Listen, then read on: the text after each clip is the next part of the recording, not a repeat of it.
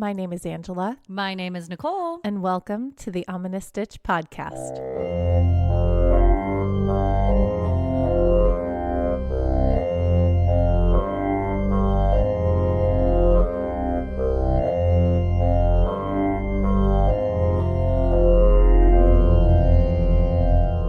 Hello, Stitchers. Hey, everybody. Welcome back to another amazing episode of the Ominous Stitch podcast. Welcome. Welcome. So for you guys in the future, the Super Bowl has already happened, but for us in the past, it is happening like soon, very, very soon. I'm so excited. TikTok had some guy predicted accurately the last 4 Super Bowls. I forgot his name. Do you know who he predicted this to win the Super Bowl? You're going to say 49ers and I'm going to be mad. Is that right? No. Oh, yay! It was hilarious. He was unzipping his jacket because he wears the jersey every time of who wins. Oh, okay. And it was Travis Kelce's. Yeah. Oh, he's wearing Kelce jersey? Yeah, because apparently, according to a certain group of people in the nation, they believe that it's, of course, fixed because it's all an ad for a political candidate. And that's as political as I'm going to get with this. But come on, no, it is not fixed. No, even before this, I think I said that. The colors were all, purple, red. That was another They're thing. it's the Ravens versus the 49ers. Yeah, and that we're was another thing. No, it's not. No. They got half of it, right? Half 49ers. Well, yeah, of course, the good teams are going to make it to the Super Bowl. And the 49ers. You work hard. You put the work in. You have a good coaching staff. You have a team that gels well. Exactly. They're going to go far. Yep. That's the magic formula. So if you want to make it to the Super Bowl, you gel as a team. You lift each other up. You have a good coaching staff. It's as easy Everybody as that. works hard. You going to go be a coach? No. You Ted Lasso everybody, right? I love Ted Lasso. I know you do. I still haven't seen it because I don't have, what is he on? Apple? Yeah, I don't have Apple TV. But we've watched a lot of clips of Ted Lasso lately. And I'm like, oh, he's awesome. Like I said, it made me cry. You should see it. The first season, at least. Yeah. First season. Well, I was watching this thing on YouTube about how he uses leadership techniques to build up everybody. Mm-hmm. And they were going through all these leadership techniques that he uses that they probably got from Phil Jackson and from other very successful.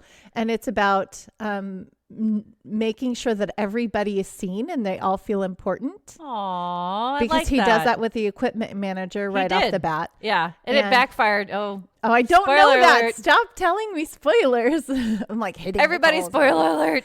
But no, I won't give any more away. Yeah. So he lifts up people. Yep. He creates lieutenants. So he passes out responsibility for people so they feel a lot of ownership for the team and for what's going on. He doesn't take it all on himself. And then he asks everybody, what do you need? How can we, make this successful? It's not a dictatorship. It's not. No, he's looking out for everybody's interest. Right. And then he also aligns interests. So if he finds, he had one player that was trying to do it all by himself or something. Yes. And he figured out a way to talk to him so that he could align the interests. He's I want you to be a superstar. I absolutely want you to be a superstar, but you can't be a superstar unless everybody else is helping you do that. So how are we going to make that work? Look at you. You already know the show and you haven't seen it. I know. It's exciting. I'm I want to watch this. Looks awesome. Maybe one day. I think they do trials. So maybe you can binge watch it in 7 days or something. That would be cool. I'll do that. Anyway. What's got you in stitches this week, So Angela? what has me in stitches is it's just, I'm going to go through a couple little life things that are happening for us. Updates? Little updates. Yeah. So tonight my husband is taking my youngest on a daddy-daughter date. They have a daddy-daughter school dance tonight. And let me tell you, she is so excited. She's my little girly girl, right? So she's so excited. We put curlers in her hair last night. So her hair is Shirley Temple curly right now. Cute. And I was like, do you want me to just kind of comb out some of these? And she's like, no, Mom, it's perfect. So she wanted this Shirley Temple curls. Cute. And then she painted her nails. She let me paint her fingernails, but then she decided to add more to it. So we painted them red, and then she added white tips, but then she added designs too. Ooh. So she's all into nail art. And then I caught her this morning painting her toes. I'm like, you can't paint your toes. You have to go out and feed the chickens. What are you doing? So I was like, okay, let your toes dry. I'll go feed the chickens. It's fine. Oh, that's so sweet. But she's so excited. Good for her. And so my husband's all excited. I saw him pull out his suit that he's going to wear tonight. Wow. So yeah, Very they're nice. so cute. So I'm very excited for them. They're going to have a blast. And my oldest, who is now a teenager. I almost thought you were going to say 18. No, she's just 13. I was like, what? 18? No. But we did finally get her a phone, which, that was always the thing. We're going to wait till they're my telephone. Yeah, teenagers. But she's so funny about it because she's like, she doesn't take it to school. It stays home all day. Yeah. She hasn't given her phone number to any of her friends. I doubt she knows what her phone number is. She hasn't gotten any of their phone numbers, so nobody knows she has a phone. Wait. I know that she talks to her friends all the time when she's like home. So yes, on her iPad. Yeah. Wait, but what, like a messenger on her iPad? Yeah, FaceTime. Oh. So she FaceTimes on iPad, or she'll jump on Roblox and talk to friends that way too. With iPads, they don't have a number that lists up, No, right? it's an email. Oh. Yeah. See, that's how smart I am with iPads. You can, on FaceTime, you can use somebody else's phone number. So I think she does have a couple of phone numbers, but she hasn't imported them into her phone. Got it. The only numbers in her phone are mine and my husband's. And so when she's home, she will sit next to us and call us or text us or... It's cute. Useless phone stuff, but that's cool. Yeah. That's so sweet. she's cute. And this week she is dissecting a frog in science class. Ew. Yeah. Oof. I remember doing that. She's like totally nervous and like, oh no, like what am I going to do? I feel like that's a rite of passage when you're in middle school. Yeah. So Yuck. she's like all freaked out about it. Some of her friends like already did it. And so she's like, okay, how was it? Like, what's going on? And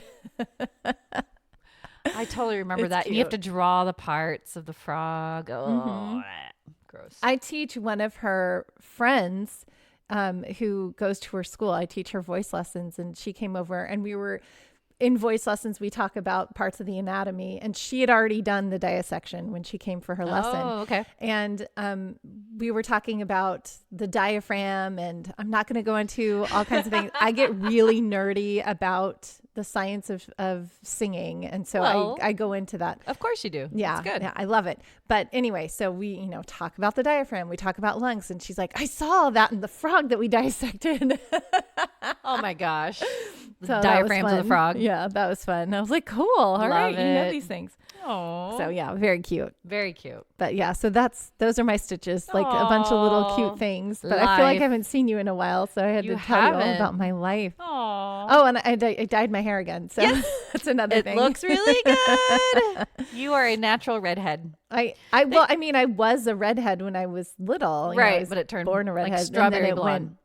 Blonde. But So is this permanent or temporary? it's permanent, but red fades quick. So Boo. we did it a little bit deeper this time did. so that it will, hopefully hold on a little bit longer, because it was really pretty as it faded to blonde, but I feel like it went blonde really quick. Really quick. I felt that too. You should keep it red. So, okay, I'll do my best to try to keep it red. I like it. I feel like it's more natural. I mean, right now it's a little bit shocking because I just had it done yesterday. So Still getting used to it. Yeah. So when I see it in the mirror, I'm like, oh yeah, my hair's red. I'm like, oh. But like you said, it matches your skin complexion. Yeah. Very well. Yeah. Thank you. You're welcome. I love it. Thank you. Yeah. Yay. So Nicole, what's got you in stitches? Okay. I have to tell you. I like that laugh.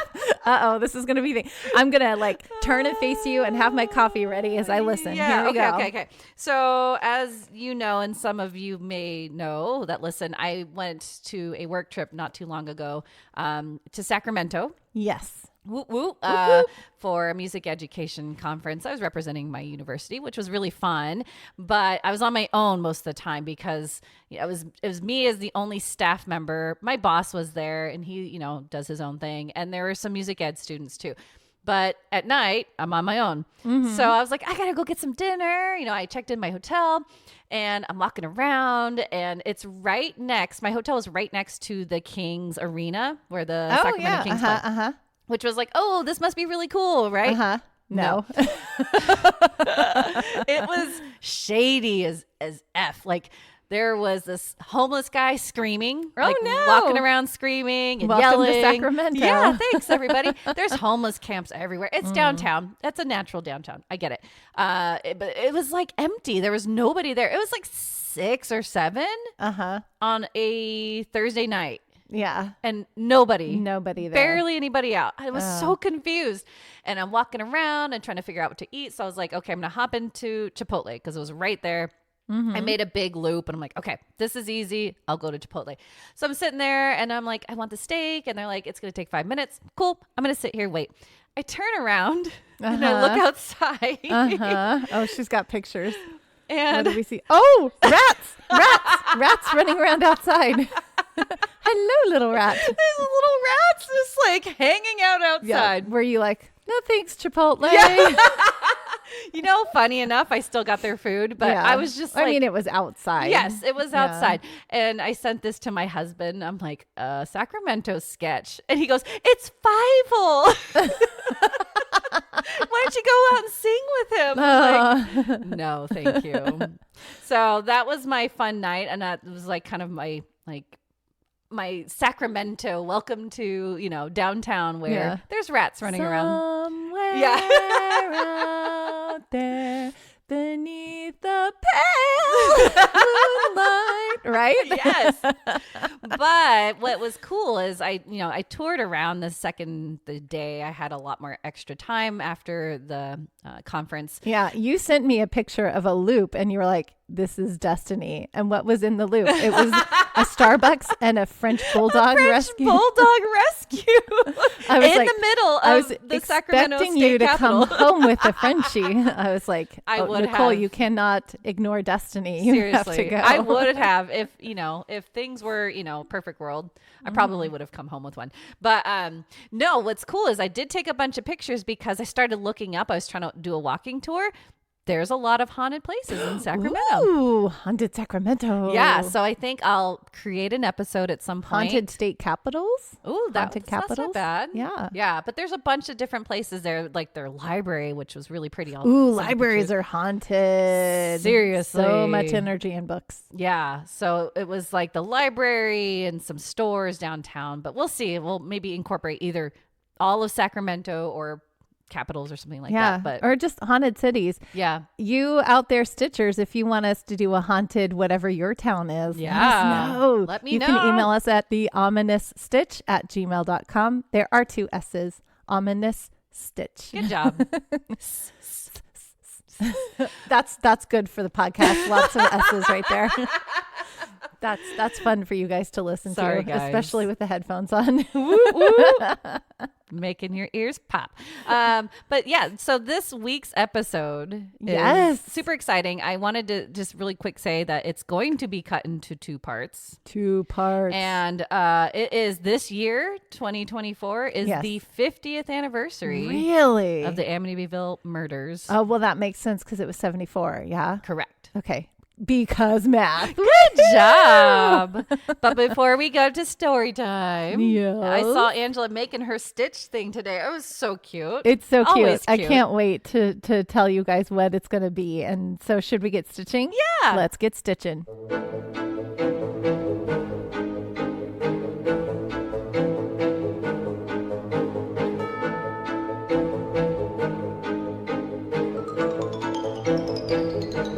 Okay, Stitchers. So for this week's crochet, we are learning, and I haven't finished my granny square. I was laughing because the color background matches your sweater exactly right now. Oh, how funny.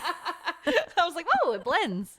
Okay, so we're talking about the Retro Daisy Granny Square. It's so cute. So cute. It's the happiest little flower. It is very 70s. It is, and I love that. # inspiration, because I know we were doing Amityville and we watched the 70s. I didn't even put that together. You are so clever. I love it. Yay! Yes, I got back on theme, people. Good job. But actually, I was inspired before I watched the movie because my husband actually sent me a little clip on Instagram of Elise Meyer, she's I know that name. Yes. So she does podcasting. She does all kinds of stuff, but she also does like crochet. Wow. And so I was inspired by this little Instagram story that she posted of her with her retro granny square. Nice. And I'm going to make this. Ooh. And so I'm showing Nicole right now. Oh, that's her. I know her. Yes. Okay, that's why she's so sweet. She is so cute. Yeah. I love watching her. So I actually followed her tutorial. There are many tutorials out there. That? Yes, she made that sweater. You know she sings too, right? Yes. Yes. So Elise Meyer is awesome. That's so cute. She is so cute. Her tutorial was beautiful. I loved watching her tutorial. Okay. And she's very funny because she's always like, I'm paranoid about making sure that I'm recording. And so she does like a counter for every time she checks to make sure that she's still recording. I feel that. Yeah. Yeah. So she's cute. She leaves in a lot of the little things that most people would edit out because it's human. It's human. Yeah. So I I tend to leave a lot. I do edit some of ours out, but I do leave a lot of them in there. She puts my embarrassing things in and I'm like, thanks, Angela. No. Do I? No, I try not to. I try to make it even. So like if I do a certain number of embarrassing things and you let one slip, I'll leave it in there because mine are always worse. But anyway. She thinks I'm cute and I don't. So I think you're very cute. But yeah, so I'm going to make this sweater. So I like her far colors. she just right. I tried to mimic them the best I could with what I had. You did great. But anyway, so I have a handful of 6 colors that I pulled out that are similar, but not the same. Are you going to recreate the sweater? I'm going to make the sweater. Oh my gosh, I'm so excited. So far, she only has a tutorial on how to do the granny square. But then in the tutorial at the very end, it's like, stay tuned for what I do with this. And then she kind of talks about the sweater. Got it. And so I'm sure she will come up with how she does the sweater. Yeah. But I'm like, I think I can do it. I just counted her granny squares. Yeah. And there's 9 in the front, 9 in the back, and then 4 on each arm. Nice. To make the sweater. And then she just did cuffs, like ribbing cuffs on the sleeves and around the I like bottom her little turtleneck. and around the turtleneck. Yeah, I want to do that too. Wow. So I'm like, I think I can do this. You totally can. You're a whiz. You'll figure that out. So anyway, I'm very excited. Oh, it's so cute. It's so cute. Isn't love it cute? I want to make this sweater. See, I'm so ambitious. I want to make the big things, but they take so long and then I can't finish it. Like the blanket that you taught me how to do. Oh, yeah. But speaking of finishing things, you did finish something, which we will see eventually, but she did finish something that she's been working on for top secret. We'll talk about it next week. Next week? Okay, yeah. okay. I will But you reveal. did finish something that you've been working on forever. Finished something that took over 2 years. Yes. But we'll talk about it I'm next week. proud of you for that because so it is cute. amazing. It is so cool. I will post all the pictures, but secret. Stay tuned. Yeah. Secret time. Yeah. Okay. Anyway. But anyway, so it's the retro granny square daisy.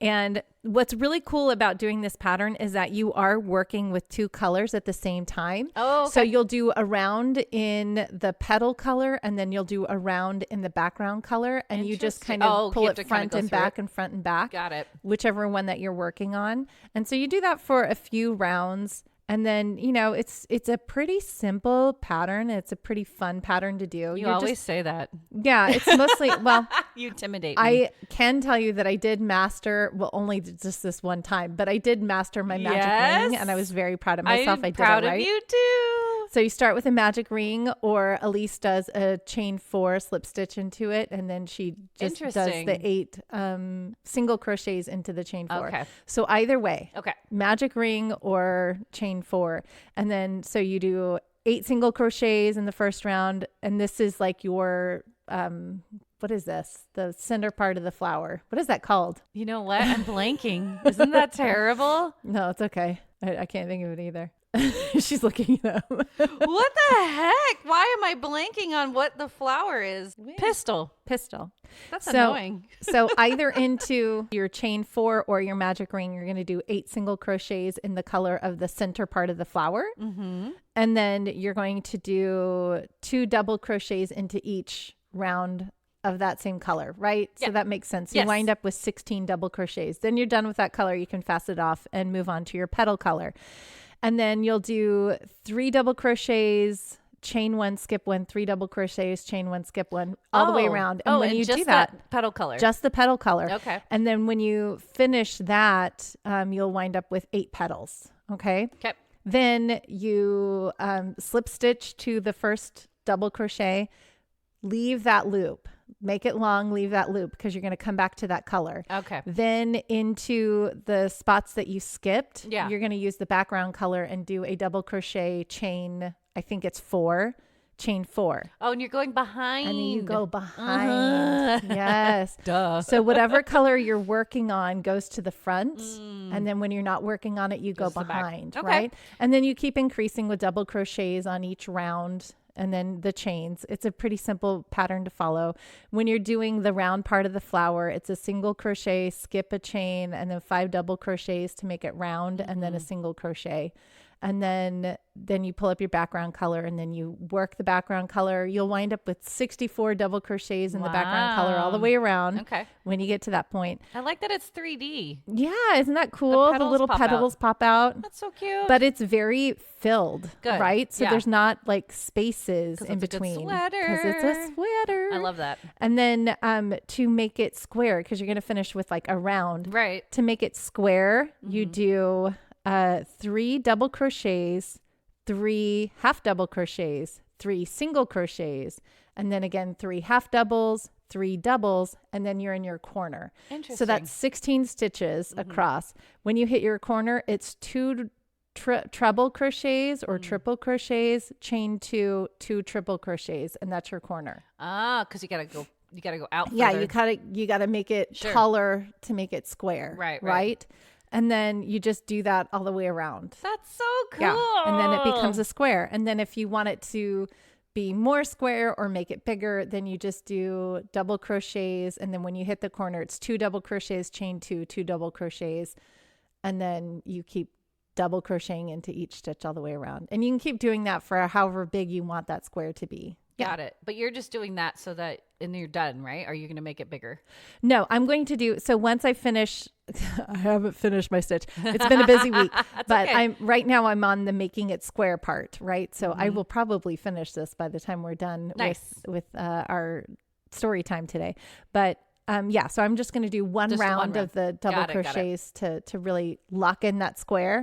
And then it's done. And then that's what she did on her sweater. Is just that much. Nice. For the sweater. Yeah, you don't need to make it bigger then. Right. Yeah. Very cute. So I'm so excited to make that sweater because I think it's too. super cute. Are you gonna? What colors are you gonna do? Because she's got right now. It's a really pretty blue with the yellow middle. Teal. So I have saffron in the middle. So these are all red heart colors. Red heart. Ah, nice. So I have saffron in the middle, and then I have teal for the petals, and then I have buff, and then I have salmon. Ooh. Or no, it's coral. I have coral. Okay. And I have white. And then I have like a charcoal gray. Pretty. Yeah. Are the backgrounds going to change too? Yeah. So it's they're all going to change. The petals, the backgrounds, they're all going to take their turn being the different colors. Oh, so cute. Yay. I'm proud of you. Thank you. Are you gonna, okay, so what's your projected goal to finish? This? Yes. Hopefully by the end of February. Really? Yeah. Wow. Yeah. I'm going to hold you to it. Oh, are you? Yeah. Okay. Well, I have a lot of baseball season has started for my son, so I have a Nice. lot of time during practice to crochet. Awesome. I still have to finish my mandala.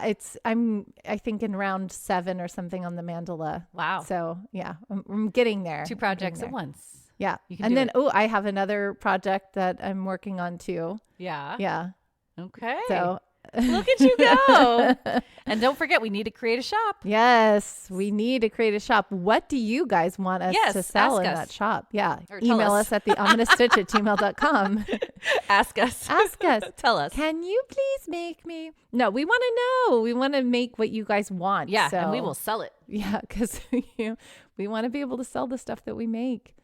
So far, we just give it all away. But anyway, so that's it for Stitch Time. I'm excited and ready to dive into story time. I'm excited. Are you excited? I don't know. I know it's true crime because I know what the story is. Well, sort of. It's so fun because you know how I like true crime combined with paranormal. Right, But which is what this is. this is a very controversial paranormal. Okay, so I like the way you do that. Paranormal. So we'll get into it. I'm going to break it down a lot, but yes, I'm excited. You ready for this? I'm ready. It's story time.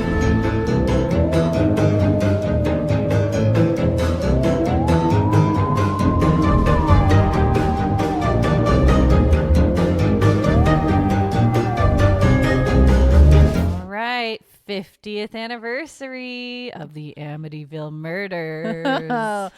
Yay. Yeah. Question mark? Okay. Yeah. No. So anyone who's into horror movies or true crime probably know a little bit about the word Amityville, right? Yep. You've heard about it. At Yep. least I know I introduced you a lot to true crimes, but I know you've known this. Yes, I know about the Amityville horrors, the horror, and this was the first time I've seen the original Amityville horror movie. I did watch the other one, the newer version of it, which we will review yes. for part 2. Yes, which I'm really excited for because I remember it, and so I understand the premise of it, okay. And it's very similar to the oh gosh, what is it? It starts with a V. The murders with the axe. Oh, the Villisca axe murders. Yeah, same kind of idea that it was like a devil that kind of. Sort of, yeah. Persuaded or At least the demon. movie, that's what they portray. Yeah. Okay. Yeah. Well, so today we're going to dive into the DeFeo murders that occurred 50 years ago. That inspired those movies. And then I'm going to review a few extra things at the end about, was that real, about the paranormal activity. Oh, okay. And what the discrepancies are. But I'm going to be mostly diving into the murders first, the book. I'm going to kind of dive into all the details of that. And then, like I said, part 2, it's going to be a fun one. So, okay, I'm ready. let me introduce you to Yes. Ronald Joseph DeFeo, a.k.a. Big Ronnie, born November 16th, 1930. Big Ronnie was known to be slender and handsome and caught the eye of Louise Marie Brigante, whom was born November 3rd, 1931. Now, Louise herself was very attractive and she wanted to go into modeling. I don't know if she ever did. I think she didn't, but that's what, her goal was. Right. But Louise and Big Ronnie, they got married and had their first son, Ronald Joseph DeFeo Jr., on September 26, 1951 in Brooklyn, New York. His nickname was Butch. Butch. Okay. Butch had a tough upbringing, though, because being the firstborn son, Big Ronnie really expected a lot from him. Oh. So sadly, Butch was severely punished as a kid to the point where he was known to be thrown across the room. Oh my gosh. Very cruel, Dad. Yeah, Very that's cruel. not cool. No. Later in court, when Luis's brother, Michael Brigante Jr., was on the stand at the DeFeo trial, he brought up a story about Butch when he was only 2 years old. From his own words, "We were all sitting down in the basement watching TV, and I don't know, the boy had done something. All of a sudden, he stood up, the father, and just pushed the boy this way into the wall. The boy banged his head or part of his shoulder or something." So he was doing it in front of people, like... That's so upsetting. You can only imagine what he was doing behind closed doors. Right. And probably not just to the boy. I'm sure he was doing it to the most wife likely. too. Yes. But like he's a 2-year-old. 2-year-old. Like 2-year-olds are They don't know what they're doing. insane. And they on kind of purpose, you know. They're learning. That's so upsetting. This poor little boy. So upsetting. Poor family. Luis and Big Ronnie went on to have more children. Don, Allison, Mark, and John. Note, though, after Mark was born, Luis left Ron Sr. for unknown reasons. Well, we might know. Kind of know. Right? But Ron... I have my suspicions there. Right? Ron Sr. won her back Oh, no. by co-writing a song for her called The Real Thing. And dear Lord. Yes. And in 1963, jazz great Joe Williams recorded the song for his album titled One is a Lonesome Number. Yeah. Oh, no. He had a pull with that. So Luis was like, "Oh, you wrote a song for me. Okay, I'm going to come back." I hope that isn't the real reason. I hope that that's the reason that she gave Ron to kind of like make him feel like he's a man. Right. I hope the real reason was something a little bit more practical, like children. Yeah, I can't raise these kids on my own, and I need right. know. I don't even know if she left with the children or not. That's not specified, but ooh, yeah, scary. Okay, all right. But poor Butch DeFeo, as a child, he was extremely overweight, and the big kids would pick on him, calling him terrible names like the Blob. Oh man, yeah, poor kid. Tangent real quick. I just rewatched Central Intelligence. I don't know if you've seen that with Kevin Hart and The Rock. Yes. Yes. That's what that reminds me. Yes. That is so precious, that opening. And the Rock talked about how he had it was an actor, and then they just like superimposed his face over the other guy. Oh, did they really? I didn't know that. Yeah, so that was like a real actor. They didn't like put him in a fat suit or anything. Yeah, no. It was a real guy that they superimposed the Rock's face over in the opening scenes where he's naked. Yeah. And then I'm like, oh, that poor kid. Seriously. Just imagine the floor burns he got from sliding across the floor. I'm sure he wasn't. I'm sure he didn't. I'm sure there was some kind of magic behind that. But yeah, that's crazy. But, oh my gosh. Anyway, sorry, tangent over. No, it's a good tangent. Good tangent. So later as a teenager, Butch began to use amphetamines, which caused him to lose a lot of weight. And that wasn't the only drug he started taking. But, I mean, I understand why that's happening. Yes. Okay. Yeah. There's a lot going on for poor Butch. Ron Sr. worked for Luis's father as a manager at his car dealership, and Butch eventually worked with him after he finished school. And he lived with them later on because they knew he had a drug problem and knew there was, stuff going on. So they kept Butch at home too. But in 1974, the DeFeos were living in 112 Ocean Avenue in Amityville, New York, in a very nice Dutch colonial home that was nicknamed High Hopes. Don't you sing the song? Don't you sing the song? I know she's going to sing the song, and I don't like the song. It's so hard to not sing it and sing it badly. I know. All of you are singing it in your head right now. I know you are. So everybody sing it in your head loud enough for Nicole to hear. I have the horn line in my head. I'm not. That's enough. But I want to do more. Okay. The house is gorgeous. Yes. So it's so pretty. I've got the original photo. Yeah, for and the house in the Amityville movie, they did a good job copying it. The only thing is I think it's white in the movie, right? And then this looks like it's just a cedar shank or something. I think so. This is a black and white photo of the original house. Yeah. So pretty. Right. So this 3-story home was originally built for John and Catherine Moynihan, an Irish family in the early 1920s. When they purchased the land, there was a small cottage on the property that had to be removed. October 1960, the home was sold to John and Mary Riley, and they lived there for 5 years before selling it to Ron and Luis DeFeo in June of 1965. So I'll come back to the original because it's going to come back and forth about who was there, the land, whatnot. Okay.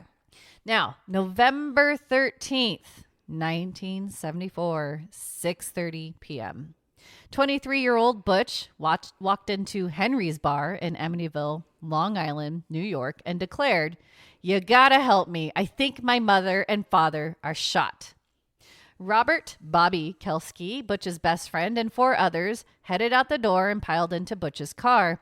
As they arrived to the massive home, they piled out, and one friend shouted to them to be careful because someone still might be in the home. They don't know anything that's going on right now. Right? Yeah. Bobby led the group up the stairs, and as soon as they hit the second floor, the stench of death hit them. Oh man. So wait a minute. So they decided to go to the house as a group first and not phone the police and be like, "Hey, nope. That would have been my first thing if my friend comes in and it's like, 'Hey, I think my parents are dead.'" Call 911. Call 911. I'm not going. Right? Yeah. Right. We're calling 911. I will go once the police or even make the bartender call 911 while they go. No, that didn't cross their minds for some reason. Because, they've got to be tough men, I guess. I don't know. Guess. They'll get the guy. Are they shocked? I don't know. Oh, wow. Yes. Okay. So they found Ron Sr., 43, and Luis DeFeo, 42, dead. They were so young. 40s with 4 children. I'm older than them. That's how I gauge if people are young or not. If I'm older than them, I'm like, oh, that's too young. Right? I will turn Luis's age this year. So ooh, creepy. Anyway, don't die, Nicole. I won't. I promise. Well, I can't promise anything, Yeah. but I'm going to try not to. You will do your best. Yes. So one of the group members, friend Joe Yeswit, then finally called the Suffolk County Police Department. Well, like, okay, found them dead. They are dead. Yes. Now we call the police. While waiting for police, they also discovered the boys in their bed, shot and killed. And this is a gruesome picture, but this is one of the boys' beds. Yeah. Yeah. There's no boy in the bed. It's just No blood. blood. Yeah, Oh. blood stain. Now, after analyzing the scene of the crime, police and coroners concluded all victims had been shot with a .35 caliber level action Marlin 336C rifle. Oh, rifle. A rifle at approximately 3 a.m. that day, and all were found lying face down in their beds. Ooh, so shot in the back of the head. Shot in the back. Yeah. So Dawn was 18, Allison was only 13. Mark was 12 and John was 9. Oh, babies. All family. The children were killed by single shots and the parents each received 2 shots. And physical evidence. Double tap. Yes. Sorry. No, you're right. And physical evidence suggested that Luis DeFeo and Allison were supposedly awake at the time of their deaths. But again, there was no signs of struggle for any of the deceased family members. Yeah, because they were probably like, Butch, what are you doing? But shot in the back. That's true. All shot in the back. Let's go into more details about that, though. He made them lay down with their face in the... I don't know. Okay. I'm getting ahead of it. I'm like, what happened? So Butch told police when they arrived that he believed his family was murdered by mob hitman Luis Fellini. So most likely this was due to his father's uncle's mob ties. More on this later. Okay. Yeah. I understand why he felt he needed to do it that way. Spoiler alert. It was the Butch that did. It was not a mob. Butch did it. But you guys, it's a 50-year-old case. I'm Right. sure if you know this, you know that You'll already. know. You'll know some details. Yeah. Well, once they heard this, they took Butch to the local police station for protection. They're like, oh, if this mob guy you think is out, then let's keep you okay. Like, you're the one lasting survivor of this family. But as soon as they started questioning him, there were serious inconsistencies in his version of events. The police found that the alleged hitman had an alibi, proved he was out of state at the time of the murders. Oh, no. Yeah. That next day, Butch confessed to murdering his entire family. DeFeo stated to detectives, once I started, I just couldn't stop. It went so fast. Oh my gosh. And then he also confessed that after he murdered his family, he took a bath, redressed, and threw away all crucial evidence like the bloodstained clothing, the Marfil rifle, and the cartridges. The Marlin rifle, sorry. Yeah. He then went to work as if it was a normal day. Oh, so this is like he did it one night and then Because it's 6:30 went p.m. to work, Yeah. and then He went to work went to his. No wonder why everybody stunk. And because it'd been for so long. Yeah. 6:30 p.m. dude, Yeah. It was believed that Butch drugged the family at dinner and they were out cold while he murdered each member one by one. So that's why no one struggled. Oh, they were drugged. That's what they think. But here's the thing. I don't know if there was a coroner evidence of finding drugs in their system. They think that's what happened. Right. Now, I'm going to point this out many times. Okay. If he shot his family with rifle, that is a very loud rifle. Right. Why didn't anybody hear this? See, I always wondered that too. Right? So it makes sense that if they were drugged and they were just like, oh, and Right, but they neighbors. don't know. Neighbors, yeah. It's a rifle. That's I can, true. like from my house on the hill, I can hear like things like that car backups. And Yeah, things. I yeah. can hear it from miles away. Yeah. Well, okay. So was it raining? Like in the movie, they showed that it was like there was a thunderstorm going on and people could have been like, oh, it's thunder. So one of the detectives said it was winter and it was cold, so people had all their windows shut. But that's about it. You still would hear it. You still would hear something. How close is the neighbor? I mean, it doesn't matter. You'd still hear it. It's a neighborhood. And it's not like they're far away in the woods, like a mile away. They're at least still like steps away from a neighbor. So how come no one heard them? Yeah. 6 shots. Or no, what is it? It's 6 plus 8. 2, 8. Yeah. Hashtag because math. But seriously, right? Anyway. That still boggles me. So Ron DeFeo Jr.'s trial began on October 14th, 1975. After discussing the events with his defense lawyer, William Weber, they decided to go the insanity route, stating DeFeo had no memory of killing his family. Mm-hmm. This was backed by a psychiatrist for the defense, Daniel Schwartz. We will discuss later how many times he changed his story. Oh, no. But at one point, he did claim he heard voices in his head urging him to kill and that the quote-unquote devil made him do it. So just like you said, that's one of them, though. Prosecution maintained that even though he was into drugs like heroin and LSD, Ron Jr. had an antisocial personality disorder and was completely aware of his actions at the time of the murders. I mean, he went to work. Yeah. He did stuff that day. Come on. So after 1 whole year, Butch was found guilty on 6 counts of second-degree murder. He was served with 6 sentences of 25 years to life. Now, as I mentioned, while Butch was serving his sentences, he started giving varying accounts as to what happened that tragic night. When being interviewed for Newsday in 1986, he claimed his sister Dawn had murdered their father, and then their distraught mother killed the remaining siblings with a rifle before he killed his mother. He wanted to take the blame because he didn't want to, quote unquote, say anything negative about his mother to her father, Michael Brigante Sr., and his father's uncle, for fear they would kill them, as his father's uncle was Peter DeFeo, who had leadership and power in the Genovese crime family.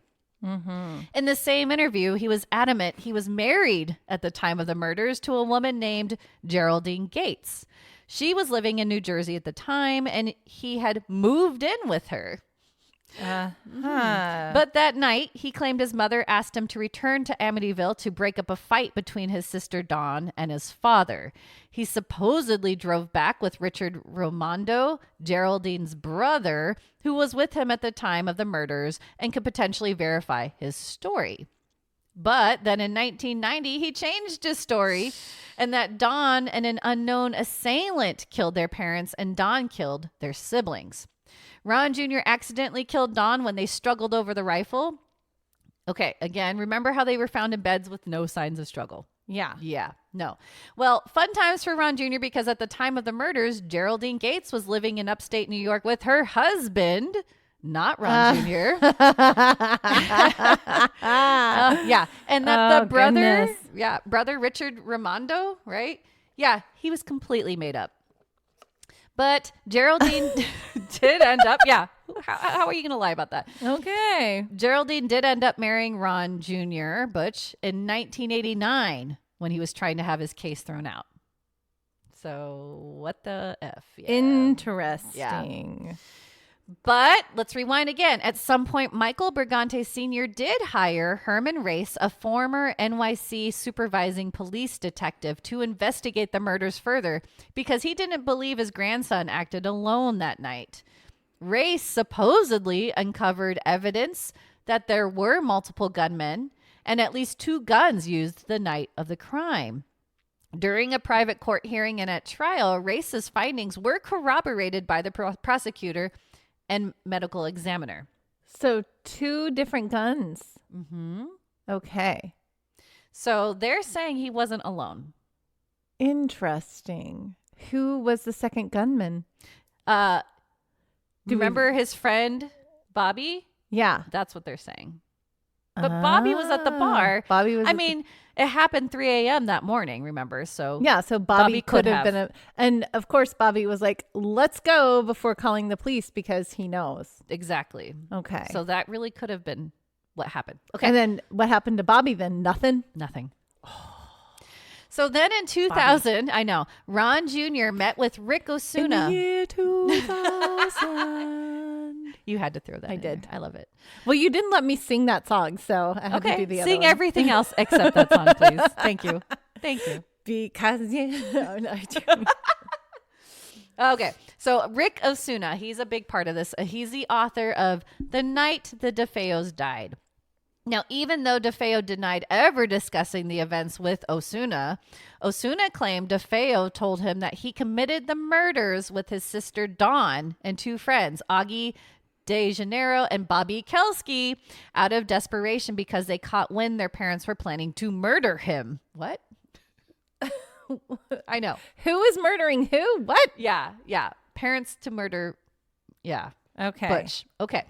So Butch thought his parents were going to murder him. Yes. So he's doing it first.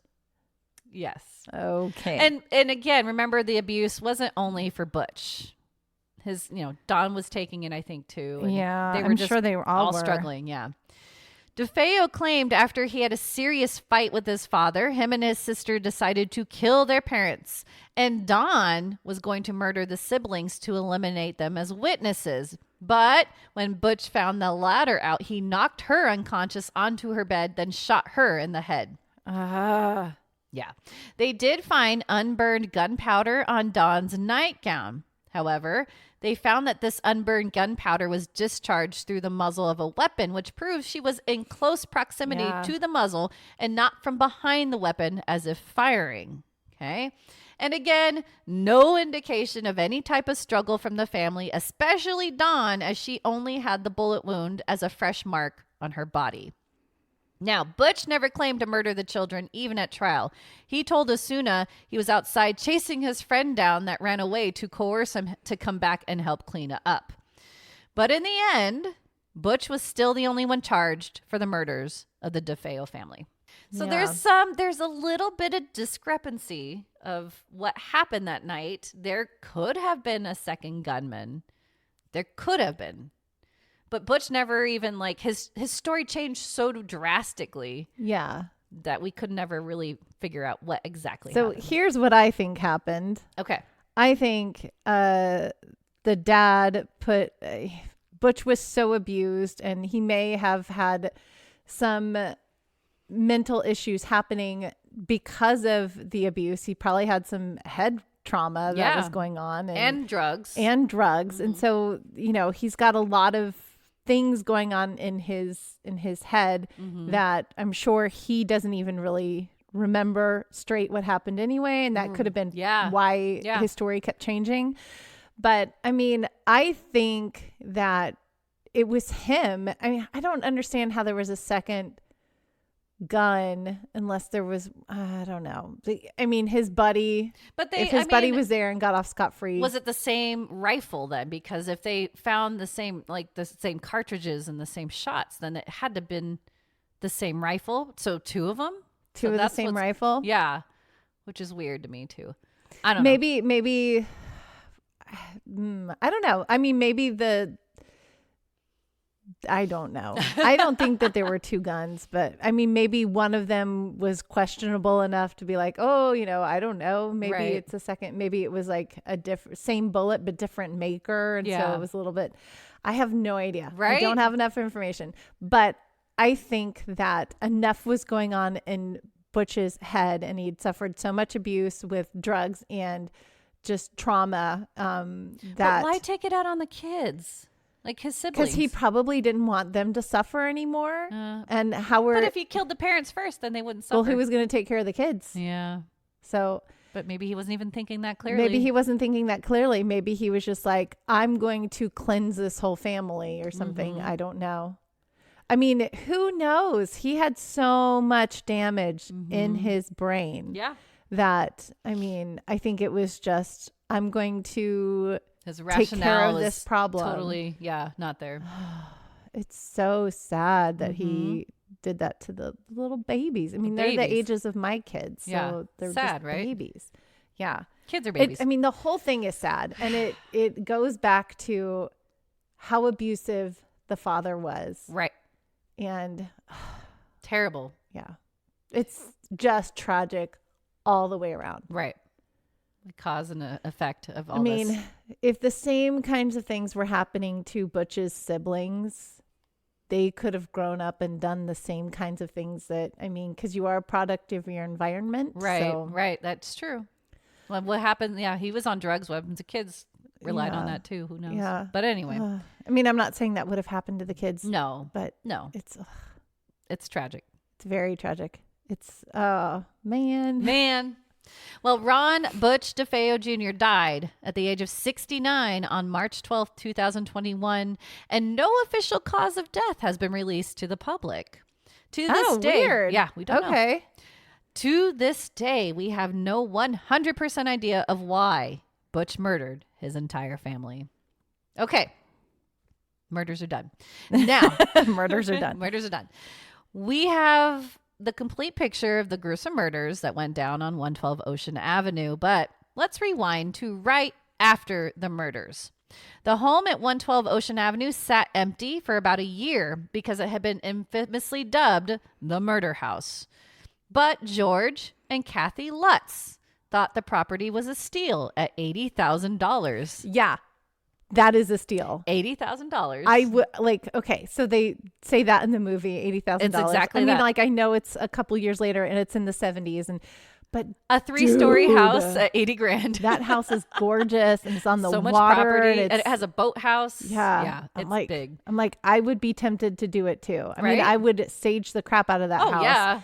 And but I would bring every religious person ever. Yeah, come cleanse my house. Cleanse my house. Native Americans. Yeah. Religion, Buddhists. Right. Come fix my house a little bit. But yeah. Oh, tangent here. Have you ever watched, I think I brought this up on the podcast before, but there is an HGTV makeover show. Zombie House or My something? Murder House. Murder House. Yeah, That's right. Murder House, where people buy houses where murders had happened or whatever, and they come in and they make over wherever the murders happened. And they tell you about the case. And in some cases, there's still human matter left over. No, thank you. No. Underneath the carpets. No. Right? No. Right? But they come and they redo the whole. Sure, great. You do if whatever I you buy that want. gorgeous house for $80,000, we are redoing the whole thing. Oh, totally. Yeah. I mean, not to say this is good, but the murders took place in the beds. Yeah. At least those are movable and removable. Yeah. I don't think there's a lot of matter and human Hopefully, matter on everything there else. could have been some. Could have been drippage. This is gross. I but know. Yeah. But anyway. But you paint the walls, you get rid of the carpet. Yeah, you're good. Bleach. You're okay. Get a hazmat team out there. I'm okay with that. Yeah. All right. Oh man. So yeah, $80,000. Yeah. It was still a lot of money to them because I think they were looking for a little bit cheaper, but it was such a good house and a good deal that they just were they fell in love. Now, Kathy and George were married in July of 1975.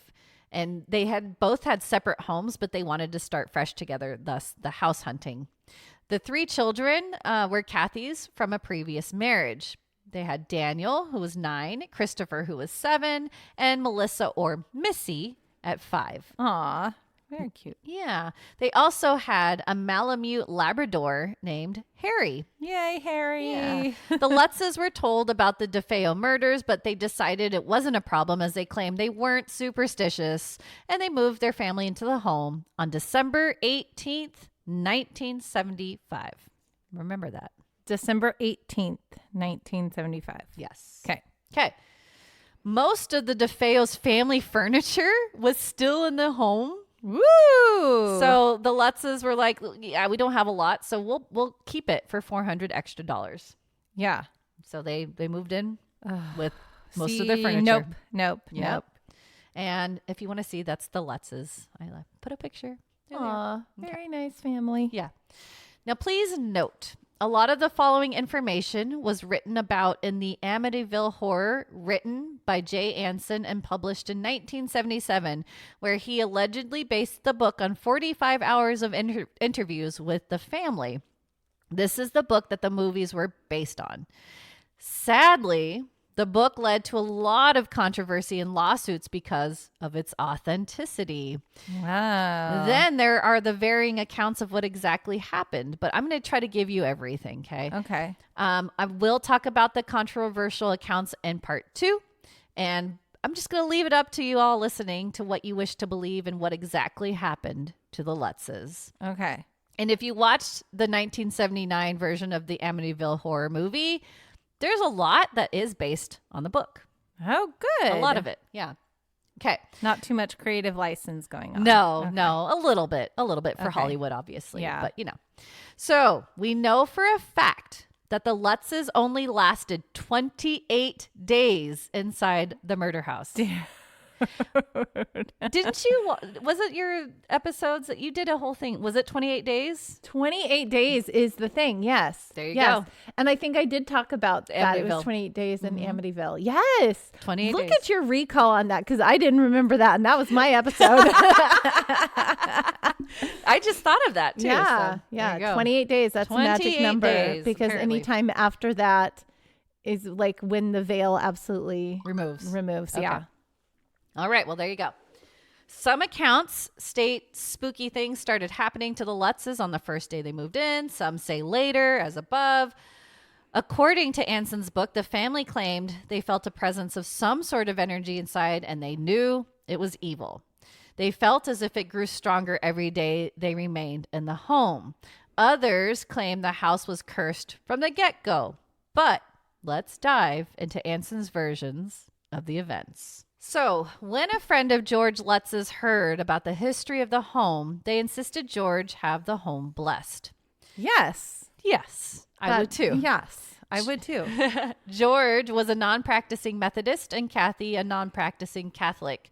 So Kathy explained the process to George and thought, it couldn't hurt. George knew Father Ray Mancuso. He was almost a family friend and reached out to him. Father Mancuso agreed to carry out the house blessing. Not only did Father Mancuso work for the church, he was also a lawyer, judge of the Catholic court, and psychotherapist. Prior to visiting the home, he met with some friends and other priests for lunch, told them about his remaining afternoon plans to bless the Lutz's house. When he mentioned the address in Amityville, his friends mentioned the murders, and Father Mancuso was unaware of the gruesome events. Somehow, I don't know.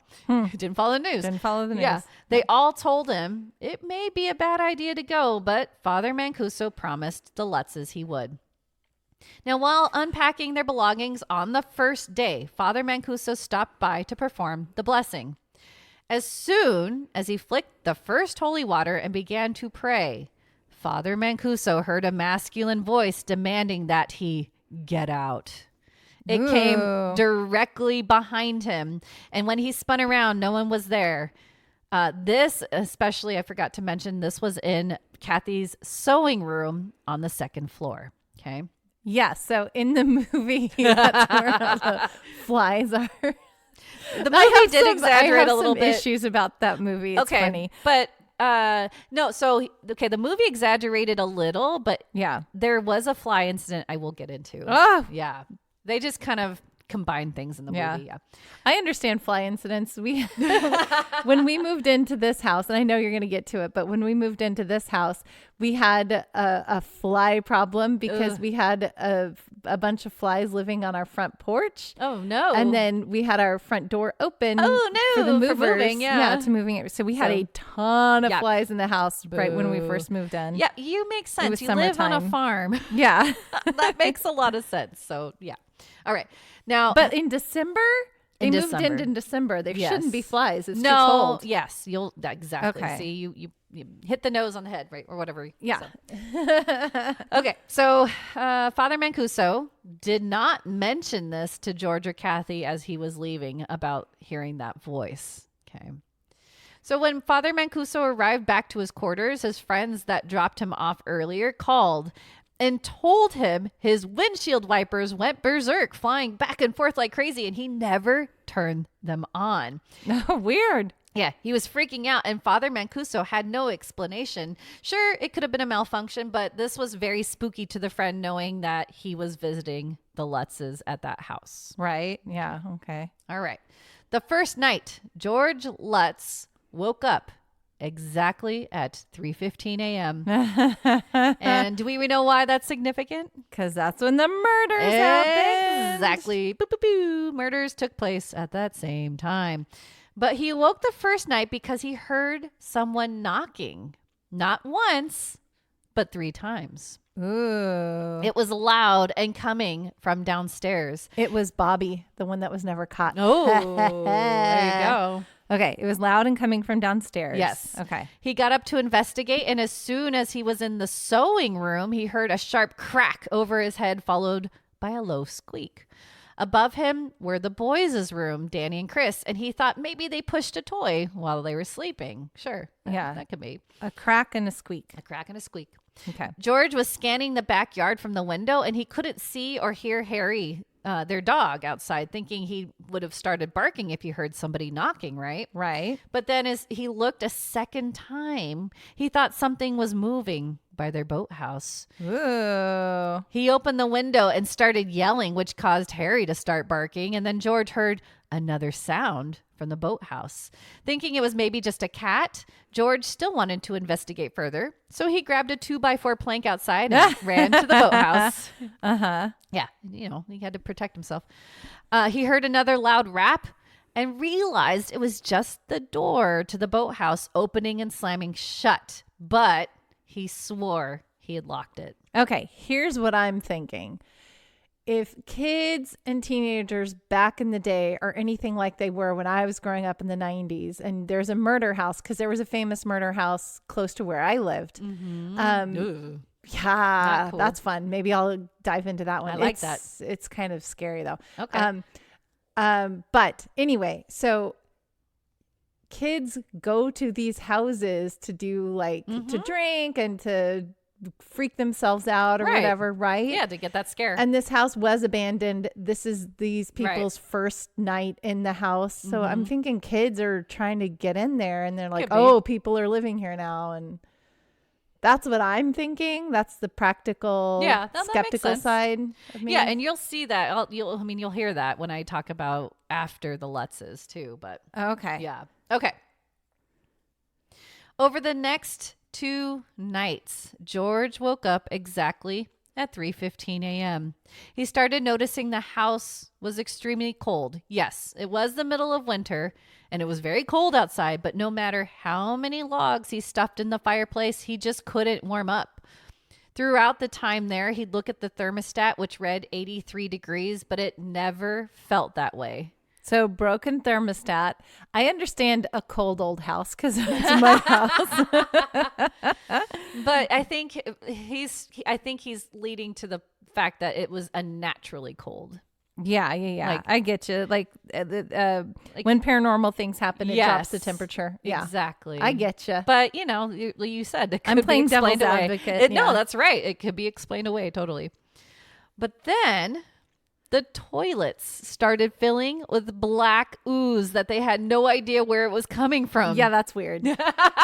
Black that ooze. was weird in the movie, but black ooze. I'm like, okay, so were they on septic or were they on traditional sewage? Because if they were on septic, maybe the tank was full. Maybe the tank needed to be serviced. And so all of that stuff was just coming back up because that's what happens. Right. So I don't know. I need more information. Right? No, I feel you. So they were trying to figure out what was going on. Kathy walked by the sewing room and noticed something weird. What is up with the sewing room, man? Sewing room is the creepy spot. She called George in and they both witnessed hundreds of houseflies all over the window. Yeah, see? Came back. That's weird because it's winter. It's winter and flies don't come around in the winter. They are gone. Sure. Okay, so we could try to be scientific explanation. If the septic sewer tank, whatever, is backing up, do you think flies could come with that? Well, I mean, maybe, especially if the house really was 85 degrees and the was George the only one that was cold? Yes. And everybody else was fine? Yes. Okay. So George was constantly freezing and no one else was like, whoa, you're crazy. But yeah. Like, are you sick? What's going on, man? Exactly. But yeah, so like you said, it was freezing. It was bonkers to see all the flies in this room at this time. Yeah, that makes no sense. No. Now, personality-wise, both Kathy and George were changing for the worse. George was becoming more irritated with his stepchildren and wife, and Kathy was always tense trying to keep her family happy while unpacking the house as quickly as they could for Christmas. Okay.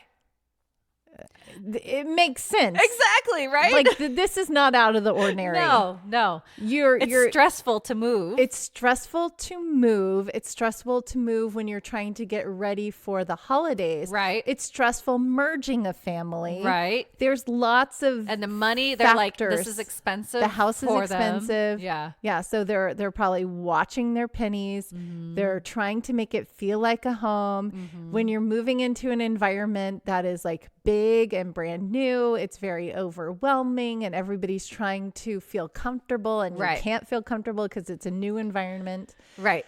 I mean, the stress, all of that stress makes 1,000,000% like, I get that. Seriously. Yeah. So because I mean, anybody that has moved, know. It's a lot of work. It's a lot, man. Yes. And it takes a long time to feel like you're at home in your new environment. And especially if you have kids, it takes them a while to feel so at much home. more work. And it's a new family too. They're adjusting to having a stepdad. And he's adjusting to having children he's never had before. Never had kids before. Yeah. And not having kids to having kids is a lot. It's a big jump. Yeah. It's funny you say that because exactly what I said. It's stressful. It's normal. I'm like, that's normal. Yes. But to them in hindsight, it seemed their change was almost unnatural. Okay. Yeah. The kids were also slowly changing, at least the boys. They would start fighting over nothing constantly, which was very unusual for them as well. They would never fight. But again, this is a new place, it's a new everything. Situation. Like everything's new. Right. Who knows if they're in a new school? And maybe their hormones are changing. They're little boys. Yeah. So. Yeah. Little boys fight over nothing all the time. Oh, my boys. Is this the first time they've like shared a room, or I don't know. We don't know. That's a good point. So, I mean, there's a lot of factors as to why the boys could suddenly just be like, I'm going to fight. Yeah. And especially if they're adjusting to having a stepdad, and the stepdad is not happy about having kids being around. A little different. Yeah. It's weird. There's you know what? I didn't put this in. So just a FYI, at one point, something happened. They broke something they were playing, and they lashed out. The parents actually beat them with a belt and a wooden spoon. Oh man. I wasn't gonna say it, but I was like, I gotta put it in there. Yeah. So, there you go. I mean, so they were and the kids were like subdued after that. So moving is traumatic for kids. Like, yes, it's really traumatic. I mean, we just went through that with our kids, and we moved like 10 minutes away from our old house. It's still hard. They stayed in the same school. They still had all their friends, and we made sure that we tried to make it as easy as possible. Right. But adjusting to a new home, moving from the only home that they ever grew up in, right? That's a big adjustment. It's huge. And my son would, just like paint the smile on his face. Aww. And it was totally fake. Aww. And poor kiddo, because he was trying really hard to be like, everything's fine. Yeah. All's fine. Yeah. And so it took a while for them to adjust. They love the farm. Sure. They don't ever want to move back to the old house. Right. So, I mean, they're very, very happy, and everybody's adjusted, and it's all good. But like still, the first couple months, it was hard. Right? Yeah. No, I feel that. Okay, so continuously, night after night, or morning after morning, whatever you think, George always startled awake at 3:15. Yes. Man. One night, he walked downstairs. It sounds like me. I was up at 3:30 this morning. That's mom life, though. Yeah. Man. So he walked downstairs one night. He found his large and heavy 250-pound front door busted open as if someone wrenched it open from the inside. That's weird. From the inside. And it was hanging from one hinge. That's weird. Like, how did that happen? No one heard anything that night that indicated someone trying to break their door down. I mean, but inside, not the outside. Yeah. They didn't break it from the outside. No. It was from the inside. That morning when Kathy inquired about the door, she freaked out about the kids because they were peacefully asleep. No one heard anything. No one heard it? No. George called a locksmith, and he was able to repair the door with no questions asked. But He then mentioned the DeFeos had called him a few years prior about the lock on the boathouse door. Once the door was closed from the inside, would jam, and anyone inside the boathouse would be stuck. Oh. So interesting that it's been like banging open, right? Yeah. So there you go. December 23rd. Father Mancuso developed a really bad fever, like 103. Christmas Eve, the fever climbed to 104, and he asked to get a doctor. Yeah. So Father Mancuso, he never told anyone what happened to him the days before when he visited the Lutzes. Yeah. And he decided to finally call the Lutzes to let them know exactly what went down. Jeez. Right? Yeah. At 5 p.m., he rang the Lutzes, and George started talking about unpacking the home, his life, etc. But Father Mancuso then starts to warn George about that second floor room where he heard sewing room. the voice. Yeah. Mm-hmm. When he starts to bring up the room, George tells him about the hundreds of flies they found. Then Father Mancuso warns George to stay away from the room and that him, Kathy, and the children should never enter it. George asked why, but then soon after he asked, loud static overtook the conversation and both couldn't hear each other. Ooh. Father Mancuso hung up and tried calling again. The line kept ringing, but no one picked up. This disturbed Father Mancuso greatly. George then waited for Father Mancuso to call back. He's sitting there waiting. Yeah. And after 10 minutes, he just calls him back. Yeah. But he didn't pick up either. So something was interfering. Now, real quick. Okay, it's getting harder and harder to explain away now. Well, we'll see. So real quick, jumping around in time. Throughout Kathy's stay in the home, she would get whiffs of sweet smells and even feel the touch of a presence that was nice and reassuring. Oh, that's nice. Oh, no? But at one point, she's like, oh, yeah, okay, good. The touch caressed Kathy, and then it began to almost choke her. Oh, see, that's not good. No. Okay. No, it got violent. No. She yelled out for it to go away, and it did, as well as the lingering smell of tea perfume. Now, Kathy's mom and brother called and said they would bring over a Christmas tree as a housewarming gift. They noticed when they arrived on December 24th how scruffy George looked when they got there. And then also leave the poor man alone. He's right? adjusting to having kids, moving into the house. He's not sleeping. He's going through a lot, man. They also commented on how cold the house was. Oh, so they felt the cold too. They said it was freezing. Later, George noticed the window was wide open in the sewing room and all the flies were back. Oh, what is going on? Oh, no. No one, and he asked the family, no one claimed to have opened it. And after he mentioned to everyone, they all heard the boathouse door slam open and George ran to check on it. All right, we're going to stop there. Oh, okay. Okay, so things are ramping up. Yes. I understand. It's getting harder and harder to explain away what's going on. There's a lot going on. There's a lot going on in the house. And it's just going to get worse. So do you think it's the DeFeos or do you think it goes back before them? I'm going to leave that up to you to decide. 'Cause, I mean, obviously I did my research, so I know what they're going to claim, but that's it's up to you and the listeners to think about. Okay. Because I know the movie claims other things, but and I know you're going to go back to talking about the previous owners of the house and the people that built the house and stuff, and that's who the movie refers to. But wow. Okay, I'm like on the tip of my seat. It's Christmas, so we're going to start on Christmas Day. Start on Christmas. And you know what's funny? I was expecting to stop a lot later, so hopefully episode 2 doesn't go into episode 3, part 3 of it. Can you see that? Oh my gosh, Nicole. You guys, she did her research. Nicole is awesome. You're so much better at the story time than I am. No, because like I trip over way too much. You're such a good storyteller. I like to deep dive because I want to make sure I get everything correct. I don't want people coming at me going, "Hey, you just did that wrong." And I'm like, such a perfectionist at heart. So. I know, you're so cute. But anyway, this is so good. I'm on the edge of my seat, literally, because I have two animals pushing behind me right now. My cat and my dog are both behind me right now.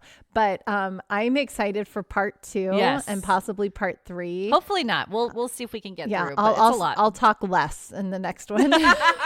I'll try to be quiet. That's important. I want to hear what you think. So. I know. More just oohs, ahs, More just sounds. Okay. All right. Well, if you guys are excited about the Amityville Horror, you can let us know. You can email us at theominousstitch@gmail.com. We want to hear from you. Talk to us. Let us know what's going on. If you want us to cover any other murder houses with possible paranormal activity, we want to do that for you too. So let us know today what you want us to do. Yes. We do take requests, guys. We do take requests. You can also jump over to any of our social medias, mostly Instagram, but we do post on Facebook and TikTok occasionally, but mostly Instagram. Very rarely. Yeah, we'll ramp that up at some point. We'll ramp it up as soon as Nicole isn't crazy busy at work, because she is our social media maven. I try to jump on every once in a while, but I'm like, I don't know what I'm doing. Too much to do. I'm not good at it. That's okay. But anyway, so jump on any of our socials and say hi. We do talk to you. So yes.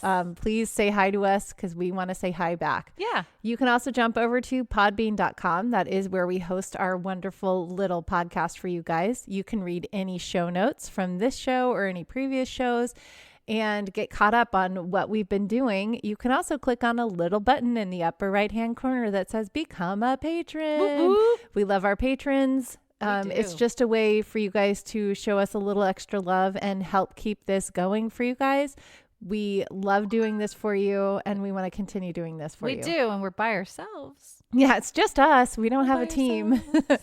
If you guys can't tell by our production quality. But no. But, you know, we love doing this for you. We do good for ourselves. I think so. You do great. I give You're wonderful. Well, yeah, I think you're wonderful. Angela's our editor. She's I edit everything. She's awesome. I try. But anyway, jump over to Podbean, become a patron. We will send you stuff. We will give you shout outs, and we love our patrons. So thank you all who are patrons, and thank you to any future patrons. We love you guys. We love you. We just love our Stitchers. Yeah. Okay. We do have one more thing to do for you guys today. Let's get to movie time. Woo-woo.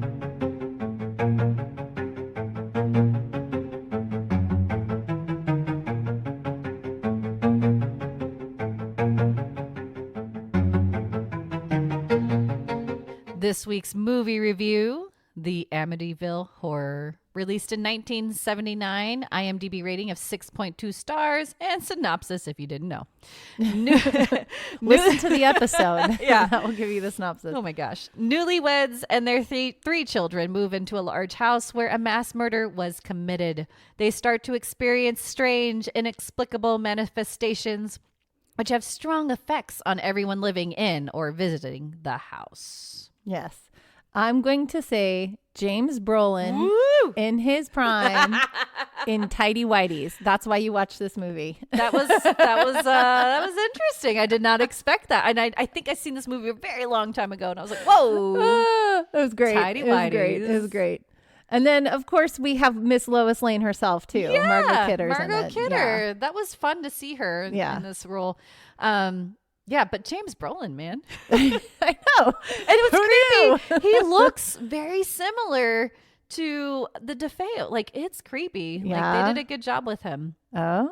Yeah. Okay. But yeah, so like I was mentioning in story time, if you got through to from that to here, and you've seen this movie, it follows along with the book pretty closely. I haven't gotten through part 2. We'll talk about it, but they did a good job with just like following that to a T. Yeah. They condensed things obviously for Hollywood. Yeah. Here's my thoughts. Okay. So in the movie version of this, when the father, and I think he's got a different name, McCallahan or something. I don't know what his name is in the movie, but the priest comes over and everybody's outside. I'm like, why aren't you going outside? He just goes into the house. Father Delaney. Yeah. Delaney, he doesn't even say hi to anybody. He just goes in the house. I'm gonna let like, myself in. He's like yelling for them, but he just stays in the house. Yeah. And then when all the flies start swarming him, he just sits down. Yeah. I'm like, wouldn't you run away? They're all over his face. So and gross. I'm just like, leave. Yeah, You go can away, leave. right? You don't have to sit there in that room and let Yeah. the flies crawl all over you. That was Like, pretty gross. leave.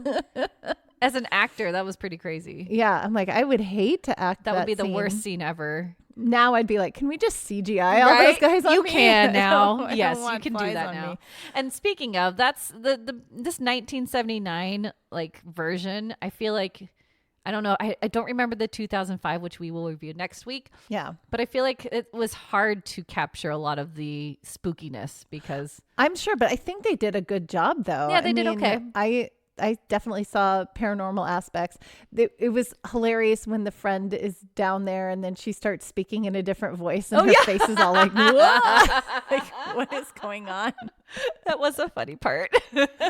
Oh, it was funny. And like, why did Margot Kidder have just one leg warmer on? I was that one wondering leg that too. I I was like, she's doing her ballerina thing, and I'm like, did she hurt herself? I I was know. very confused by Yeah. that. Why just one leg warmer? Why one leg warmer? That's so These are silly. the things that we think about instead of the actual plot line of the movie. Why one leg warmer? Why every night when you're getting ready for bed, you put something in your hair? Right. Just like she has a ribbon or she has a flower. Something in there. A flower. What was that? When she was doing her Her ballet ballet. stuff, she had a flower in her hair. I'm like, 1970s. She's a why flower when you're child. going to bed, you do that? Because she didn't want to do it in During front the of her day? kids. I don't know. I don't It's know. to seduce James Brolin. That's right. They were just married, so Yeah. they were newlyweds. Yeah, they were you know. newlyweds. I don't know. But it was fun. And for being in 1970s, it did great. I thought it was great. It I did had great in the fun watching it. movies and It's one of my it's my first time seeing it, but like Okay. whenever we watch older movies, this is one of my favorite older movies that we've watched. Interesting. Even though there was still that sexism going on where she's like, George. Oh, yeah. George.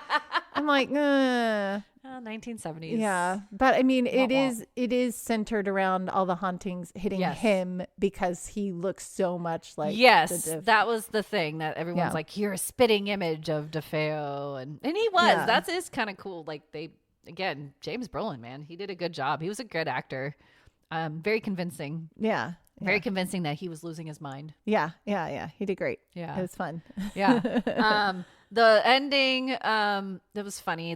I feel like in movies, again, they just try to wrap things up so quickly because they only have an hour and a half to give you everything, right? So they had to cut some things and it moved really fast at the end to me, like too fast. I was like, that was it? He falls into a pit and then he gets the dog and they go away. And I was like, oh, no, like. The dog saved him. I guess. Sweet. Oh, yeah, he pulled him out. It's like The dog pulled him Lassie. out. Yeah. Timmy fell into the well.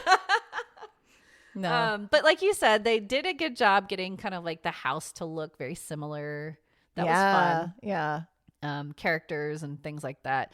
In the book, and I'll talk about this in episode 2 with the movie, they do focus a lot on the father, which is pretty interesting. And I'll go into details about that. But I don't know. I think that was a little bit weird to me. So. Oh, okay. Yeah.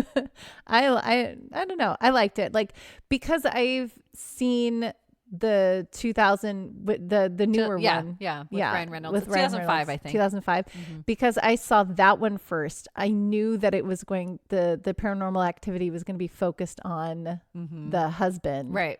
And so I was expecting it to be focused on him and everybody else being oblivious. So I wasn't like, that didn't throw me. Okay. So, but Yeah. yeah. How many stitches would you give it? So IMDb gave it a 6. Yeah. I'm gonna give it higher than that. I would say it's a solid Wow. 7 because Look it at was you. fun. I had fun watching I've never it. heard you say horror movie and fun in the same sentence. Well, it was fun. There were like, there's definitely Except things grabbers, that but you know. oh, grabbers was. There were definitely things in this movie. Well, okay, first of all, nothing bad happens to any of the people in the movie. They start going Right? crazy, and Well, then the father goes blind in the movie. yeah. But that, yes. Yeah. And then her aunt is like, I have to leave. Yeah. Like, Everyone's what? throwing up. Yeah, everyone throws up when they leave the house. All the religious people. Oh, and I'm nauseous. like, okay, I understand why it's hard to bless the house if any person that is religious or, a person of the cloth comes to the house, they immediately have to leave because they get sick. That was funny. The car breaks and Father Delaney's car goes the out. hood flies up and they can't drive. And oh my gosh. There were lots of things happening to the clergy. But what I liked about it is they were smart enough to be like, nope. And then their way out of the house. Exactly. Yeah, they got out of there. Yeah. The poor babysitter getting stuck in the closet. Yeah, that was weird. Yeah. That's definitely an added scene. Oh, okay. Okay. Jody wouldn't let her out. Yeah. Jody told me no. But, who's Jody? Does that come up? Jody does come up. Jody does come up. I'm excited. But you reminded me, it was crazy. Like, why would the babysitter like bang on the door so much that her hands start bleeding? I was like, this is insane. Yeah, like she's much. Probably frustrated. Right. I would be like, I wouldn't bang to the point where I bleed. Like, right. And I would kick the door down. Like, just keep kicking at it. And think about it. Like, you're babysitting, so the parents are coming home. Right. You're not going to be stuck in there forever. Yeah. You may be stuck in there so irrational. for a few hours. Seriously. But the parents are coming home. Yeah. You will be let out. Yeah, if you're stuck that long, if it's something's jammed, you're not in there forever. Right. I think I would have been more rational about that and been like, okay, well, I'm in here. And I would just keep talking to the girl and just be like, okay, ha ha ha. And, right. I don't know. But anyway. Oh, so you give it a 7. Yeah, I give it a 7. What would you give it? Gosh, if I didn't do all my research about this, I'd give it higher, but I did. And that ruined me. So I think I'm going to give it a 4. Oh, yeah, I know. Well, that excites me for what's more to come. Exactly. I'm going to give you so much. But James Brolin, I think he was my favorite out of this whole movie because, again, tidy whities, but he's just so good. He's like, he kind of reminds me of Jack Nicholson, where he just like felt super creepy. Like if I saw him in the street and I didn't know who he was, I'd probably be like, yeah, you're a psycho killer. Yeah. So I thought he did a good job. Yeah. He was really good. Really good. So, but yes, so stay tuned though, everybody. Go watch this movie, please, if you want to. Yes. Before we dive into the second part 2 of Amityville, I guess, horror. We can call it that. Yeah. And then we'll review the Ryan Reynolds version, which I don't remember much of it. You watched it recently? I watched it I don't know, a few years ago. So it's been a while since I watched it. But I do remember him like chopping wood a lot. And that was happening in the movie too. Yes, I do remember chopping that. Wood. It's freaky. Chopping broccoli.